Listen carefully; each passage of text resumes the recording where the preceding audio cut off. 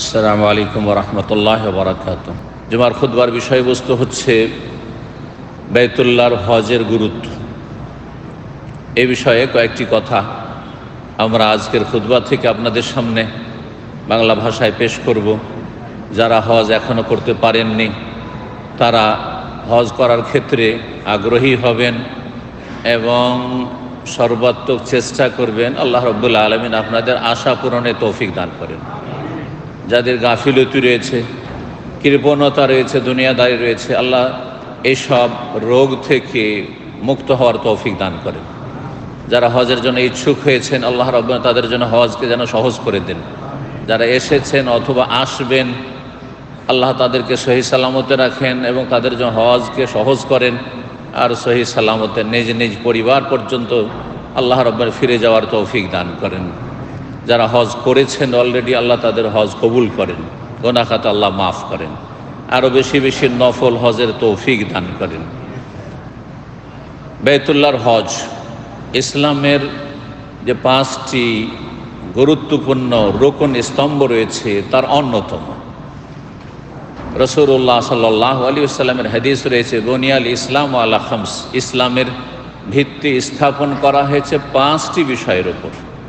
লা ইলাহা ইল্লাল্লাহ মুহাম্মাদুর রাসূলুল্লাহ, এই দুটো বাক্যের শাহাদাত সাক্ষ্য প্রদান করা, অন্তরে বিশ্বাসের সাথে সেটাকে স্বীকার করে নেওয়া, মেনে নেওয়া, আর তারপরে 5 ওয়াক্ত সালাত আদায় করা 2 নম্বরে, 3 নম্বরে যাকাত আদায় করা, আর 4 নম্বরে রমজান মাসের সিয়াম পালন করা, 5 নম্বরে জীবনে একবারে বাইতুল্লাহর হজ করা ফরজ। এমন ব্যক্তির ওপর যেই ব্যক্তি মুসলিম এবং সাবালক হয়েছে তার উপর ফরজ, নাবালক হজ করলে হয়ে যাবে কিন্তু ফরজ হয়নি। এবং ইসলামের যে ফরজ সেটা নাবালক অবস্থায় কেউ যদি আদায় করে সেটা আদায় হবে না, তবে নেকি পাবে। সাবালক এবং তার সাথে শারীরিক আর্থিক শক্তি সামর্থ্য রয়েছে। যদি শারীরিক আর্থিক দুটোই শক্তি থাকে তাহলে নিজে গিয়ে বাইতুল্লাহর হজ যথাসাধ্য দ্রুত আদায় করে আসতে হবে বিনা বিলম্বে। হজ ফরজ হওয়ার পরে বিলম্ব করা জায়েজ নয়। যারা বিলম্ব করে, হজ ফরজ হয়ে গেছে অনেকে আগে, কিন্তু 2, 4, 10 বছর 20 বছর অনেক বছর পরে ওই বুড়ো বয়সে হজে আসলো, তারা গুনাহগার উলামায়ে কেরামদের নিকট। কারণ আল্লাহ রাব্বুল এটিকে আলাল ফৌর, দ্রুত ফরজ করেছেন। যখনই ফরজ তখনই আদায় করতে হবে। আল্লাহ রাব্বুল তৌফিক দান করেন। যারা প্রবাসে আছেন, সৌদি আরবে আছেন, আর করছি করে করলেন না, আর এক্সিট লেগে দেশে চলেই গেলেন, আর তারপরে এই সুযোগ পাওয়ার পর কাছে এসেও অথচ ফরজ ছিল, শর্তগুলি সব পুরা ছিল, আল্লাহ যদি কোনোদিন নসিবও করেন তবু গুনাহগার, তওবা করা জরুরি। আর যদি বদনসিব হয়ে যান যে আর হজে আসতে পারলেন না, সৌদি আরবের সুযোগ সুবিধা পেয়েও হজ করলেন না, শুধু পয়সা পয়সা করতে থাকলেন, তাহলে সারা জীবন গুনাহগার হয়ে রব্বুল আলামিনের কাছে হাজির হবে। আল্লাহ রাব্বুল আলামিন এই হজকে ফরজ করেছেন। যদি আর্থিক শক্তি রয়েছে কিন্তু শারীরিক শক্তি নেই তাহলে হজে বদল করাইতে হবে। আল্লাহ রাব্বুল কোরআনে কারীমে ইরশাদ করেছেন সূরা আলে ইমরান, ওয়ালিল্লাহি আলান নাসি হিজ্জুল বাইতি মান ইসতাতা ইলাইহি সাবিলা। আল্লাহ রাব্বুল আলামিনের জন্য হজ হইতে হবে, ইখলাস দিয়ে শুরু করেছেন। ওই সমস্ত মানুষের হজ ফরজ, মান ইসতাতা ইলাইহি সাবিলা, যাদের কাছে বাইতুল্লাহর হজে পৌঁছার জন্য রাস্তার যাতায়াতের খরচ রয়েছে, সেখানে থাকবে তার খরচ রয়েছে, আর তার দায়িত্বে কারো যদি ভরণ পোষণ থাকে সেগুলি এই কয়েকদিনের, যে কয়েকদিন বাইরে থাকবে হজে থাকবে, সেটা দেওয়ার ক্ষমতা রয়েছে। জি, অনেক ধন সম্পদ আছে, জমি জায়গা বিক্রি করবে না। হ্যাঁ, বিভিন্ন জায়গাতে, শহরে গ্রামে সব জায়গাতে জায়গা আছে, দামি দামি জায়গা আছে, সেগুলিতে কোনো রকম মাইনাস হতে দেবে না। যা রোজগার করছে তা দিয়ে যদি কিছু বাঁচাতে পারে তাহলে হজ করবে। আর তারপরে যদি পয়সা বেশি লাগে তাহলে 2 নম্বর রাস্তা খুঁজবে। সমস্ত অন্যায় কাজ, সমস্ত অন্যায় কাজ। হজের সূচনা, হজের ইতিহাস খুব প্রাচীন। ইব্রাহিম আলাইহিসসালাম তার ছেলে ইসমাইল আলাইহিসসালামকে নিয়ে, বাপ বেটা দুইজনে নবী রসুল, যখন বাইতুল্লাহ ঘর নির্মাণ করলেন, ইমাম কুরতুবী রাহিমাহুল্লাহ তাফসিরে উল্লেখ করেছেন আব্দুল্লাহ বিন আব্বাস রাদিয়াল্লাহু তাআলা আনহুমা থেকে, প্রখ্যাত তাবেঈ সাঈদ বিন জুবাইর থেকে, লাম্মা ফারাগা ইব্রাহিম আলাইহিস সালাতু ওয়াস সালাম মিন বিনাইল কাবা, কাবা ঘর যখন নির্মাণ সম্পন্ন হলো কাল আল্লাহ তাআলা লাহু, মহান আল্লাহ ইব্রাহিমকে বললেন, আযদিন ফিন্নাসি বিল হজ। এই আয়াতটি সূরা হজে রয়েছে। ইব্রাহিম আলাইহিস সালামকে আল্লাহ বললেন, ওয়া আযদিন ফিন্নাসি বিল হজ, মানব জাতির মাঝে হজের ঘোষণা করে দাও। ইব্রাহিম আলাইহিস সালামকে এই মরুভূমি থেকে, জনশূন্য এলাকা নগরী মক্কা, সেখান থেকে বলছেন সারা বিশ্বের সমস্ত মানুষের কাছে হজের ঘোষণা করে দাও। ইব্রাহিম আলাইহিস সালাম আশ্চর্য হয়ে বলছেন রবকে, ইয়া রব্বি ওমা ইয়াবলুগু সাউতি, আমার এই আওয়াজ কত দূর বা পৌঁছিবে? এই পাহাড়ের চারপাশে পাহাড়ে ঘেরা, এখানেই তো আমার আওয়াজ থেকে যাবে। এখান থেকে ডাক দেবো, আমার পাশেই তো আওয়াজ থেকে যাবে, কোথায় আর পৌঁছিবে আওয়াজ? শুনবে কেউ? কালা, আল্লাহ বলছেন, আযদিন ওয়া আলাইয়াল ইবলাগ, তোমার কাজ হচ্ছে ঘোষণা করা, আর আমার কাজ হচ্ছে পৌঁছিয়ে দেওয়া। তুমি তোমার কাজ করো, আমি আমার কাজ করব। তোমার যতটা ক্ষমতা আছে তুমি সেটাই করবে। আর রব্বুল আলামিন আলা কুল্লি শাইইন কাদির, তার কাছে সাধারণ অসাধারণের কোনো পার্থক্য নেই। সুতরাং আমি পৌঁছে দেওয়ার দায়িত্ব নিচ্ছি আওয়াজ। ইব্রাহিম আলাইহিস সালাম রব্বুল আলামিনের নির্দেশে খলিলুর রহমান আবু কুবাইস পাহাড়ের ওপর চললেন। আবু কুবাইস পাহাড়, যে বড় পাহাড় পর্বত, সাফা আর পাশে দেখছেন, যার উপর প্যালেস রয়েছে। আপনি সাফার পাশ দিয়ে যখন এই দিকে মোয়াল্লার দিকে আসতে যাবেন, তখন ডান হাতে যে বিশাল পর্বতটি রয়েছে, সেটাকে আবু কুবাইস বলা হয়।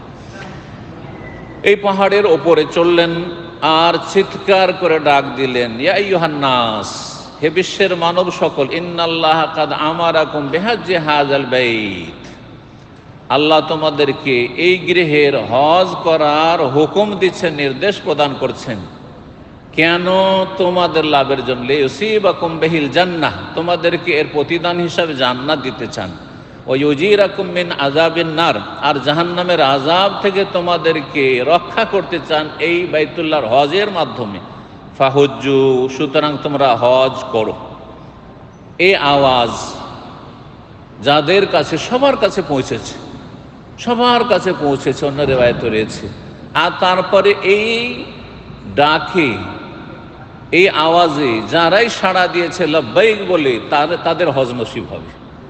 আর যারা এই ডাকে গাফিলতি করেছে, সাড়া দেয়নি, তারা হজ করা তাদের নসিব হবে না, তারা হজ করতে পারবে না। এই ছিল ইব্রাহিম আলাইহিস সালামের ডাক আল্লাহ রাব্বুল আলামিনের নির্দেশে। এই জন্য এই ডাকের ফলস্বরূপ আজকে দেখছেন সারা বিশ্বের আনাজ কানাজ থেকে, কত দূর দূরান্ত থেকে, এমন কোনো দেশ নেই, অঞ্চল নেই, সেখান থেকে হাজী সাহেবরা হাজির হবে, হজ করতে ছুটে আসছেন। যারা হজের সুযোগ পাচ্ছেন না, কত যে উদ্গ্রীব হয়ে আছেন, বিভিন্ন বাধার কারণে আসতে পারছেন না, কত যে মনের চাহিদা। আল্লাহর ঘর যদি এক নজর একবার দেখতে পারতাম, জিয়ারত করতে পারতাম, আল্লাহ রাব্বুল আলামিনের শুকরিয়া আদায় করুন। যারা বাইতুল্লাহর কাছাকাছি আসতে পেরেছেন, যারা সৌদি আরবের প্রবাসী হতে পেরেছেন, আর খুব সহজে আল্লাহর ঘর জিয়ারত করতে পারছেন, মসজিদে নববীর জিয়ারত করতে পারছেন, বলুন আলহামদুলিল্লাহ। এই নিয়ামত থেকে অধিকাংশ লোক বঞ্চিত রয়েছে।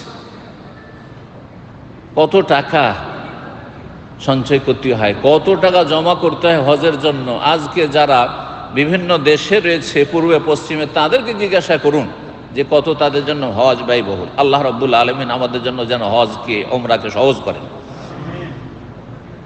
বাইতুল্লাহর হজের গুরুত্ব অনেক বেশি, ইসলামের একটি ফরজ। এটা কেউ যদি অস্বীকার করে তাহলে সর্বসম্মতিক্রমে সে কাফের, মুরতাদ।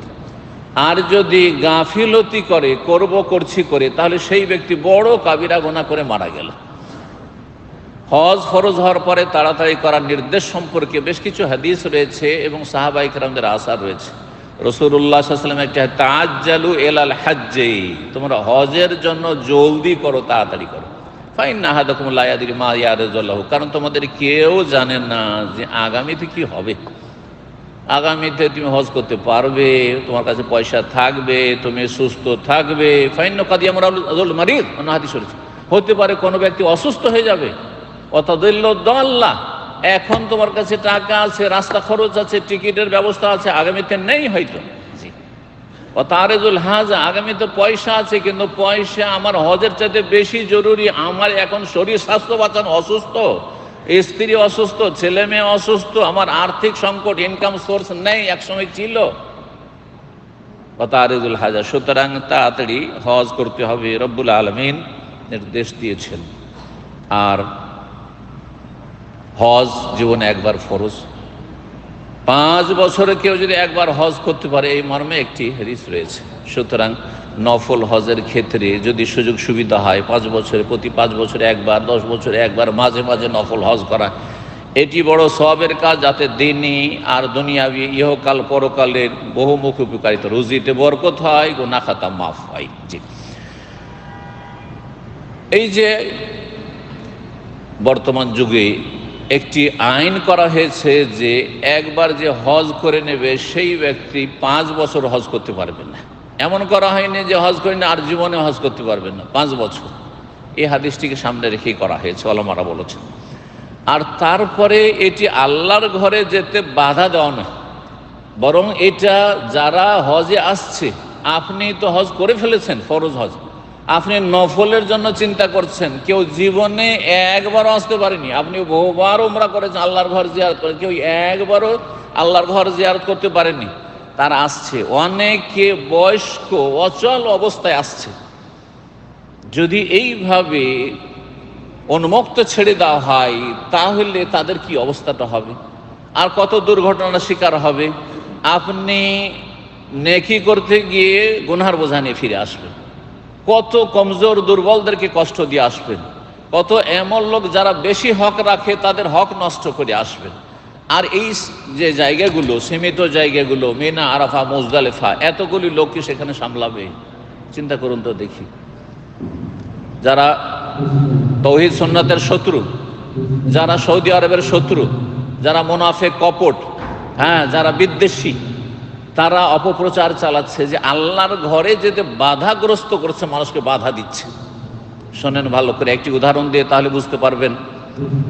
যদি এই মসজিদটা ফুল হয়ে যায়, যে কোনো মসজিদ, জুমার দিন হোক আর অন্য কোনো সময়, ঈদের দিন হোক, মসজিদ ফুল হয়ে গেছে, আর তারপর রাস্তাঘাটে রোদরে মানুষরা যারা পরে এসেছে বাইরে বসবে, পরে এসছে আর তারপরে তারা বাইরে আছে, রোদে ছটফট করছে। সুতরাং দরজাগুলি বন্ধ না করে যদি খুলে দেওয়া হয়, আর যদি এই সুযোগ দিয়ে দেওয়া হয় যে তোমাদের ভিতরে আসলে অসুবিধা নেই, ভিতরে সবাই আসা শুরু করলো, যদি আসে তো মসজিদের অবস্থা কি হবে, আর মসজিদের মুসল্লিদের অবস্থা কি হবে বলুন তো দেখি। একজন আরেকজনকে দলিয়ে দেবে, দুর্ঘটনার শিকার হবে, ইবাদত বন্দি করা সম্ভব হবে না, খুশু হবে না, ইত্যাদি ইত্যাদি, যেসব কষ্ট তা বুঝতে পারছেন। সুতরাং কোনো মসজিদ যদি ফুল হয়ে গেছে তখন দরজা বন্ধ করে দেওয়া হয়, তাহলে বলবে যে আল্লাহর ঘরে যেতে বাধা দিচ্ছে, বলবেন, এই ফতোয়া দেবেন না, কখনো না।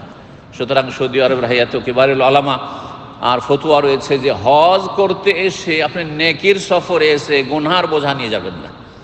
যারা বিনা তাসরিতে, বিনা পারমিশনে হজ করছেন, তারা হজ করতে নেকির আশায় আসছেন, কিন্তু গুনহার বোঝা নিয়ে যাচ্ছেন, আল্লাহর নাফরমানি করছেন, রাসূলুল্লাহ সাল্লাল্লাহু আলাইহি ওয়াসাল্লাম নাফরমানি করছেন, আর শাসকের বিরুদ্ধাচরণ করছেন। রব্বুল আলামিন কোরআনে কারীমে ইরশাদ করেছেন, ইয়া আইয়ুহাল্লাযীনা আমানু আতিউল্লাহ ওয়া আতিউর রাসূল ওয়া উলিল আমরি মিনকুম, হে ইমানদারগণ, হে মুমিন মুসলিম, তোমরা আল্লাহকে মানো, আল্লাহর কথা মানো, রাসূল সাল্লাল্লাহু আলাইহি ওয়াসাল্লামের কথা মানো, উলিল আমরে মিনকুম, তোমাদের মধ্যে যারা দায়িত্বশীল নেতৃস্থানীয় ব্যক্তি তাদের কথা মানো। চিন্তা করে, একটা পরিবারে, ক্ষুদ্র পরিবার, স্বামী স্ত্রী আছে, ছেলে মেয়ে আছে, যদি বাপকে না মানে তাহলে সেই বাড়ির অবস্থা কি হবে, সেই পরিবারে কত অশান্তি বিরাজ করবে। সুতরাং শান্তিকে বহাল রাখার জন্য, শান্তি যেন বিঘ্নিত না হয়, সেই যেন ক্ষুদ্র স্থান থেকে বড় স্থান পর্যন্ত সব জায়গায় আনুগত্য জরুরি, আনুগত্য করা জরুরি।